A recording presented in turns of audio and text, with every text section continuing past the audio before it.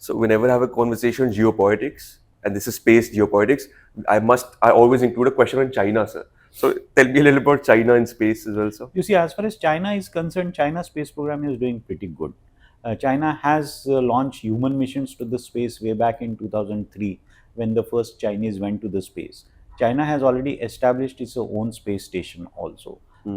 So China has got a great space program which is ongoing. China's moon program is also doing good amount of a job. Like I told you just now, that it has brought the sample back from the surface of the moon also.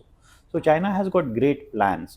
You see, when you're talking of a China in today's context, vis-a-vis the US, there is always a possibility of these two countries are trying to outdo each other into the Hmm. domain of a space. So China has got plans to send the humans to the moon, because you see, after Neil Armstrong and other people went, we had 12 people visiting the moon. After that, Apollo program was over. So US is now established a program called Artemis program, which is a program which one can say a joint venture with various other countries. India is also part of that program. So China also wants to send astronauts back to the moon. Somewhere down the line, there is a talk that there is certain amount of, one can say, race between China and US, that who sends the astronauts back to the moon first. Hmm.